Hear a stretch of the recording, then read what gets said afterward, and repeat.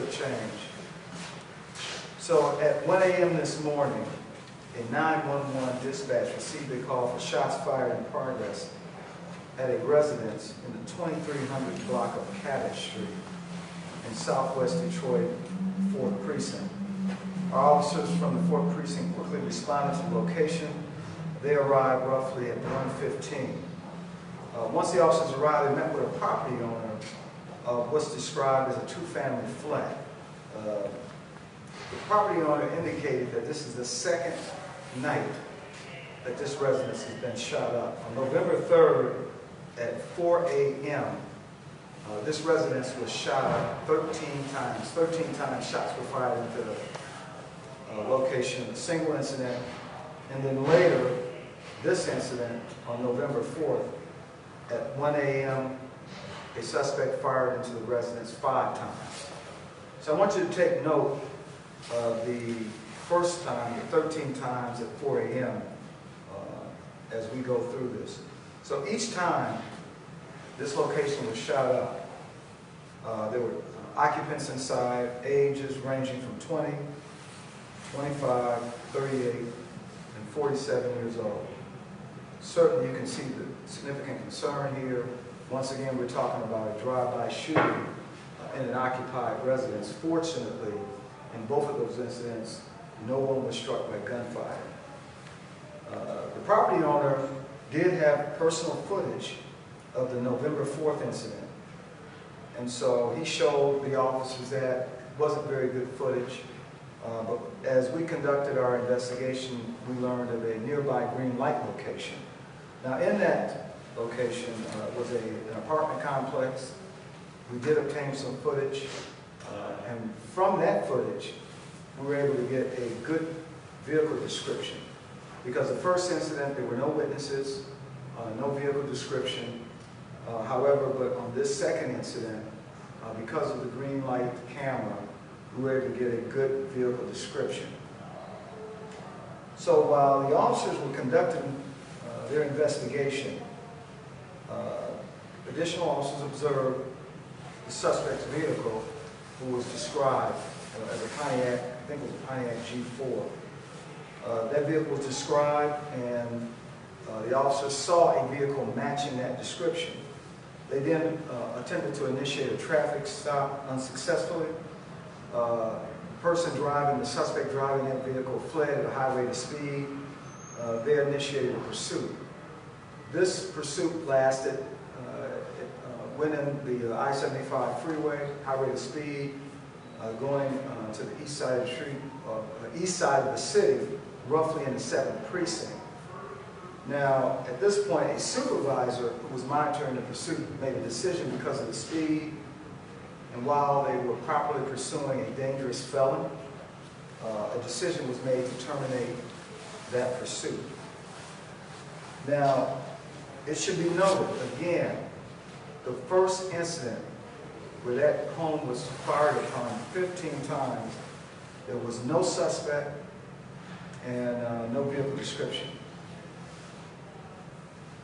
So, concerned about the safety of the victims, after the termination of the pursuit, one of the sergeants that was monitoring began to canvass the neighborhood where the shots fired had taken place. He started looking around the neighborhood within blocks of where the shots were fired. He observed this same vehicle that they just had pursued that ended on the east side of the city. Again, the sergeant made an effort to stop this vehicle, again unsuccessfully. The suspect took off at a high rate of speed, and once again, we were involved in a pursuit. This pursuit was relatively short. Can we, as I'm going, can we cut our phones off, please?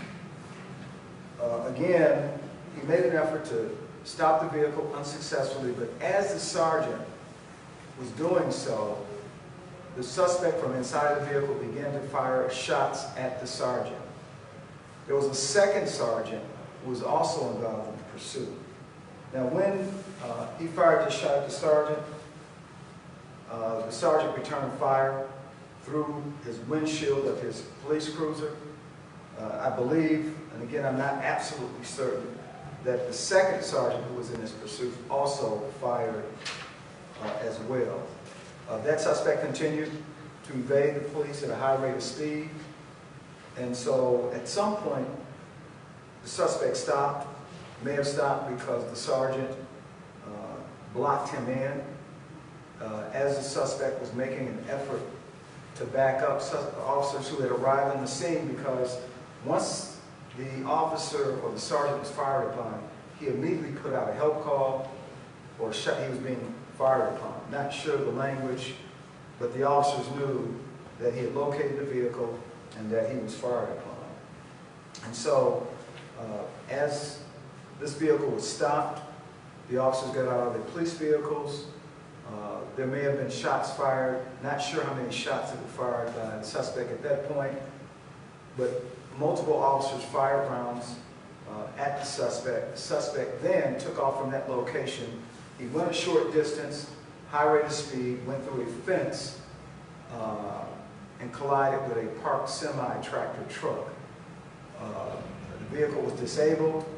And so what happened next, that same supervisor quickly approached the wreckage, and as I've always said, and this is what's so notable about the Detroit Police Department, transitioned from a warrior mode into a life-saving mode. And he's trying to save this individual's life. Unfortunately, EMS transported him to the hospital. He was pronounced. Our suspect's described as a white male, 30 years old. Doesn't have much of a criminal history, but there was a mental order in 2010 that he was deemed legally incapacitated with a no-gun order. No-gun order.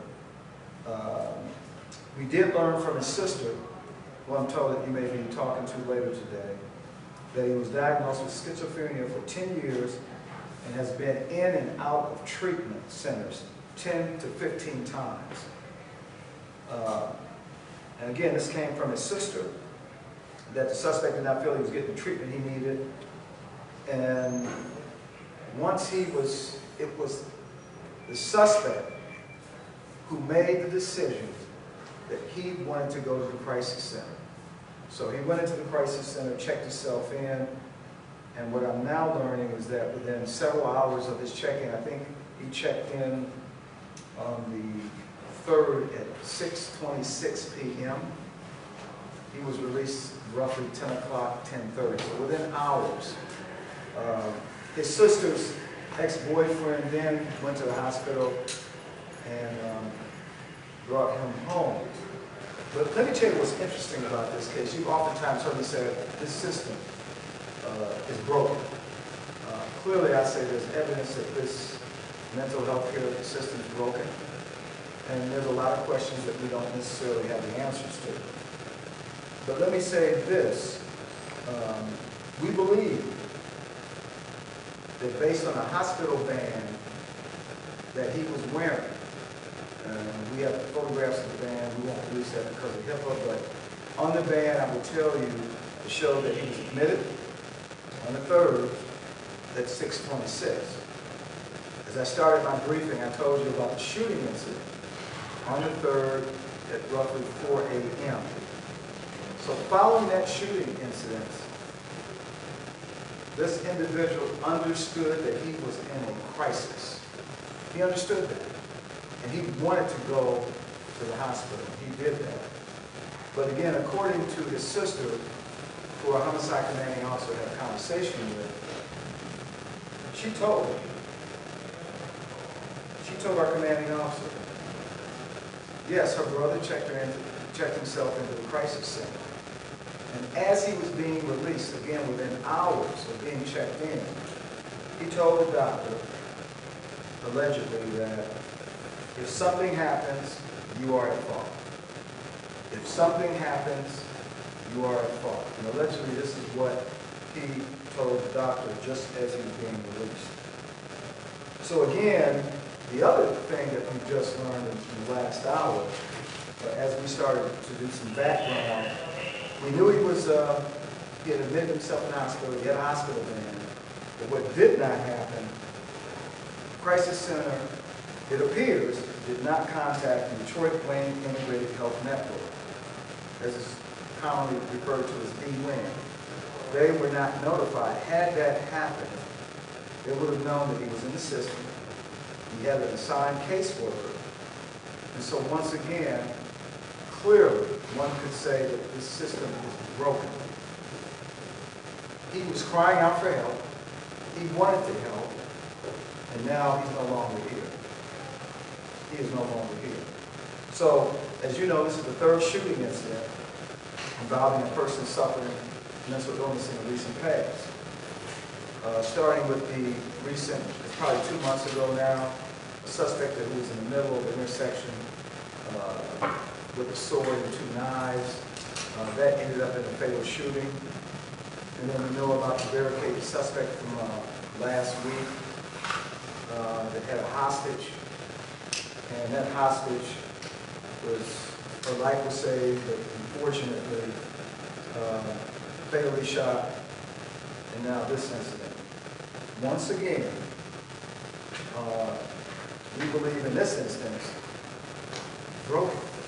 And now we have another life. So while no officer was injured in this situation, no one was injured in the house that was shot at several times. But right now, I want to just take a moment and talk about the 4th precinct. I want to acknowledge the police officers and sergeants for their courage and their resilience. You can only imagine being fired upon. They believe this was the same suspect who fired at Occupy Dwelling. But I want to also, in particular, go again and just acknowledge the sergeant who showed tremendous leadership, a presence of mind to quickly address this imminent threat to his life and the other officers that were present. And then again, as I said earlier, he transitioned very quickly from dealing with a threat to a life-saving situation. Again, he went to the vehicle, he extracted him from the wreckage, tried to administer first aid until EMS arrived, and he was pronounced dead at that point. So again, I have some pictures. We did recover a gun from the scene, small caliber, semi-automatic weapon. And at that point, I will take questions unless anyone is joining me here. I'm going to add something on here. Chief, what was the sergeant's name? I prefer not to release his name. He was involved in the shooting incident. Oh, right. But I had a conversation with him this morning. Thanked him for his courage. He's a well-respected supervisor here at the 4th Precinct, and he's done a phenomenal job, and no difference in this situation. I mean, the presence of mind, the courage, the leadership in the midst of a very dangerous situation. I think the other thing, the decision to terminate the pursuit at some point, given the significant risk to our community, was the right thing to do. But keep in mind, this was a within policy pursuit. They were pursuing an armed and dangerous suspect. Yes, sir.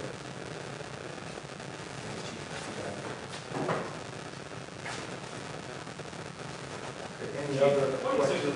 What do you say the solution is to the broken system, the mental health system? I know that's clearly not the department, but we are many of us. Well, you know where I said, I'm going to be very candid about this. I've been talking about the broken system. It falls on deaf ears.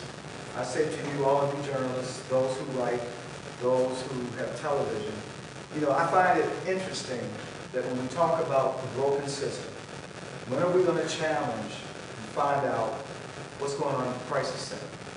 Why are people being released? And if they are being released, is it because of short staffing? This chief of police cannot make excuses. This is not finger pointing.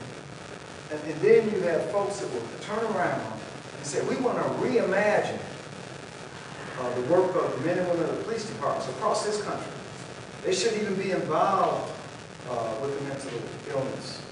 Well, we have to be involved because if the other end was working and we were ensuring that people were getting the proper treatment, in this case, a cry for help, This person knew he was suffering. His sister knew he was suffering. And I got to tell you, when's it going to stop? Do we have to have another dead officer, another dead community member? I mean, how often do we have to have this conversation? I just had this conversation just days ago on a barricaded suspect with a hostage. It's got to stop. And frankly, some other folks need to be held accountable. Because I don't have a problem with transparency. I don't have a problem standing here before you. If we do something, and we could have done something better. But when are we going to get the other part of this so-called solution? Hold them accountable. Chief, what's the formal name of it? Because I want to follow him asking that. Oh, please, they now go by D-Win, although in this case, well, no, we won't talk about D-Win. D-Win is a new Detroit Wayne Integrated Health Network. They're in a partnership with the city. And I think what we're doing collaboratively is going to make great strides. I'm talking specifically about DRH, the crisis center. Now, overstaffed, that might be. Overworked, not enough beds, that might be the case. But do I ever get to say that I don't have enough police officers to go out and provide services to the community? This is the same police department that at one point had 650 officers and civilian employees quarantined. The same police department that had roughly 380 members test positive for COVID. And not once did we stand here and say we couldn't do something. So as you go out and engage your journalist talents, I hope you ask that question. Is it underfunded? I don't know. I think, and I don't want to quote the mayor, this is something he said many, many weeks ago, and I'm going back to those who want to criticize the police department on this defunding madness. Yes, we have a budget over $300 million. But the old Wayne County mental health system, if I'm correct, you can fact check me, I might be wrong, double our budget. We're talking about $600 million. And we keep talking about the same issue. Again, I think D-Win is on the right track. But I do think we need to find out what's going on in the crisis center. And then we get criticized for interacting, by some, not all, interacting with the mentally ill so they can get help. Families call us. And if the crisis center, it appears, had at least contacted D-Win, they would have found out that he has a caseworker. We confirmed that just within the last few hours. Pardon, which crisis center did you attempt to check into? DRH. And he did it on his own. And again, I think for those who are just joining, he did it on his own, and it appears based on the time he admitted himself into the crisis center. Only a few hours earlier, he went to a residence, an occupied residence, and fired a weapon 15 times into that residence. And he realized he had the presence of mind to say, I need help. Cry for help. Only to be released in 3 or 4 hours. And look at the doctor allegedly, I wasn't there, and said, if something happens, you're at fault. What do I tell an officer's family who was shot by someone because of this? What do I tell to a citizen? What do I say? What do I say to his sister? And I can tell you the commanding officer of homicide had a conversation, several conversations with his sister. She's angry. She feels that her brother was failed. And I'm sure she's not happy about, the decision where officers faced with this imminent threat had to use fatal force. But could his life have been spared if he had received the treatment necessary? I can't ask that question. Maybe when you all proceed over to DRH, maybe someone will speak to me. I'm unapologetic about the statement, brother. Unapologetic. Too many lives are being lost. Not just here, but across this country. But let's talk about what's going on here in our area. Can we switch gears and ask you about the 7-year-old girl that was shot in the eye by any type of update guy? I don't have any updates on the homicide. I know that we are receiving tips. That's another tragic situation that I reported out on. But we are moving forward, and we're still asking for the public's help. I don't know if the AC or anybody won't give any more insights to that, but I think we're still getting about the same. Just a question also, man, for something so tragic like that, community members sitting nearby with other small children. What do you have to say with that, with incident, I guess, of people just being in their homes? It doesn't happen often, but one time is one time too many. We want everybody. I mean, in this home, this was a street on the east side of Detroit that hadn't had any problems. Who would have thought that a group of cowards would have come up and fired shots to the home? What about last night? A person suffering from mental illness fired shots for no apparent reason. We don't know why he picked that home. We just don't know why. Now, what we have learned is that his late mother did live in a residence next door.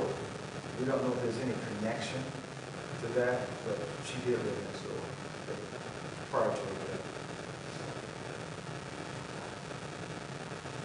And one very, very last thing, when it comes down to that, did you hear about the whole social media rumors about there being just a random address given out to someone who had an issue with someone else, and that was the home given out, that address? I've not heard of that.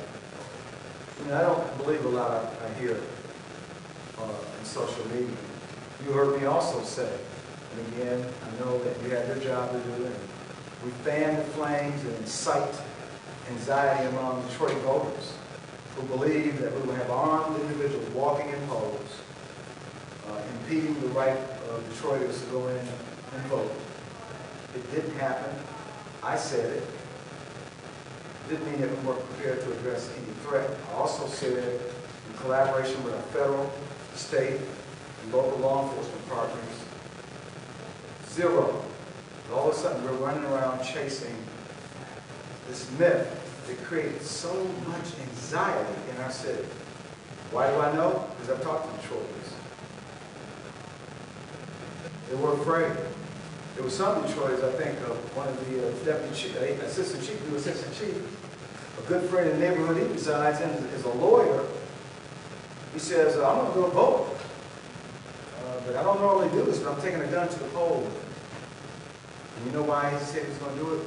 Because of the anxiety that was fueled. Fanning of the flames.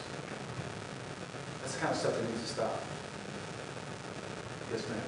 Hi, Chief. Quick question. Circling back to the reason why we're here is young mental health issues and the starting the shooting of the house, that same house that was shot twice. Any indication that there was any sort of connection within that house, or I just indicated that we found no connection to the house.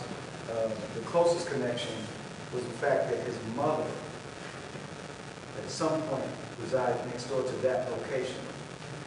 So we don't know. We just don't understand the connection. And then again, we're still very early in this investigation. We may find out more later. But as it stands now, there's no connection. Again, this was a person who was suffering from mental illness. Did your department have significant contact with this person before last night? Was he on the radar, so to speak? I don't know if he was on our radar here in the 4th Precinct. Again, there was a mental order issued in 2010, legally incapacitated and no gun order. And that was, so he's been diagnosed now for 10 years and in and out of treatment center between 10 and 15 years. So I'm not certain if we've had contact. We're not that far along in the investigation. Was that no gun order ever lifted, or does it like fade out, or was it still in effect? What I was told, it was still enforced. Again, his diagnosis didn't change. I was also told that the reason why guess we can surmise it based on the shooting on the first night. He recognized that he needed help.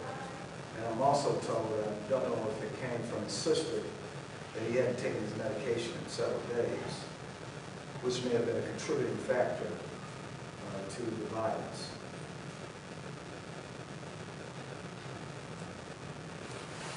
Any other questions? Okay, thank you very much.